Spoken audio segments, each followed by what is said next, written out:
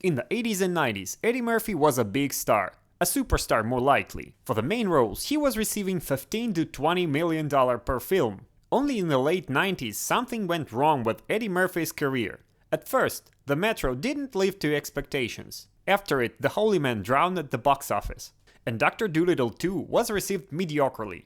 And then the action comedy Showtime failed miserably. And then, in 2002, Eddie Murphy's career was hit, from which he couldn't recover till these days.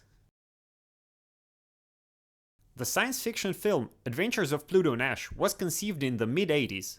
However, it wasn't possible to put it into production for various reasons. In the early 90s, the film was very close to finally taking place, because Sylvester Stallone became interested in the script. But after doing some research around the film for some time, Sly left it to make his cliffhanger. Without a big star, it was dangerous to make an expensive comedy film, and therefore the film was again thrown into the far shelf. Everything changed in the late 90s, when Eddie Murphy decided to participate in this project. For making a film with Eddie Murphy, necessary money were raised quickly. Since Adventures of Pluto Nash was a long-term project, many Hollywood actors were afraid to participate in it. Female lead role in the movie was turned down by every famous actress the studio approached with an offer. For example, Jennifer Lopez was offered $15 million. Halle Berry could receive $5 million, which were a record for her in those years. But both actresses, despite attempts to persuade them, chose to refrain from participating in the project. As a result, the female lead role was given to Rosario Dawson, who at the moment had only a couple independent films under her belt. Scandals and fights on the set of Adventures of Pluto Nash were common. This often happens with films that have a superstar actor and an inexperienced director. Ron Underwood, who directed the film, was not completely new to Hollywood. But behind him was only small at the time Tremors and a failure in all respects Mighty Joe Young. So Eddie Murphy became the main one on the set. Underwood approached the producers of the studio many times, but they couldn't influence Eddie Murphy in any way. So the director had to return to work on the film and continue to scandal with Eddie Murphy almost every day, because he was changing the script almost every day. The actor could come to the filming stage with some idea and force everyone to work on it, and not on what was written in the script. On the next day, Eddie could force everyone to refilm everything that Underwood filmed on the previous day. With such approach, work on the film went well beyond the scheduled time. Therefore, the huge budget of the comedy by the end of filming exceeded the amount of $100 million.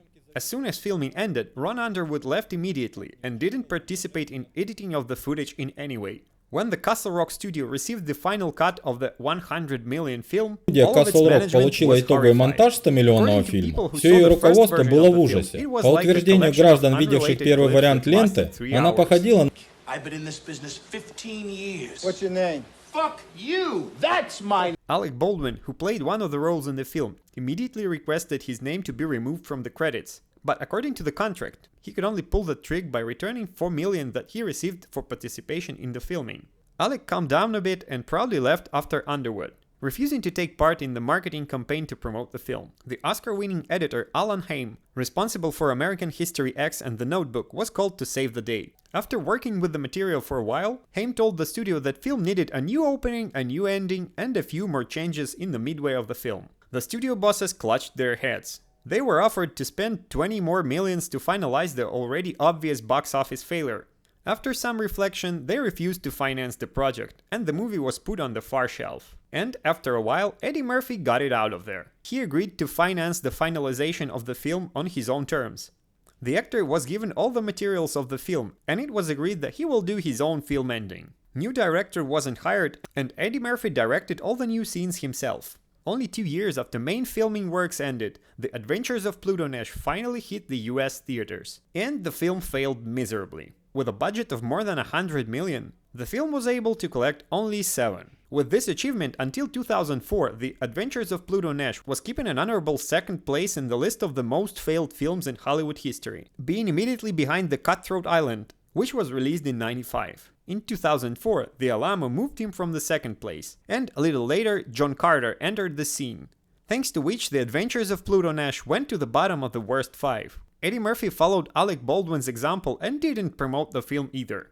Later, he told the reporters that he starred in the film only because of the $20 million that he was offered for the role. It sounds a little odd, given that his investments in refining the film was widely known. As a result, the Castle Rock studio, which once created The Shawshank Redemption and The Green Mile, immediately went bankrupt, and Eddie Murphy ceased to be a big star. Director Ron Underwood has completely immersed himself in work on television, filming many episodes of the series Agent Shield. The Adventures of Pluto Nash received 4 nominations for the Golden Raspberry Anti Award in 2003. In 2005, at the anniversary ceremony, The Adventures of Pluto Nash was nominated for the worst comedy in 25 years of Golden Raspberry existence.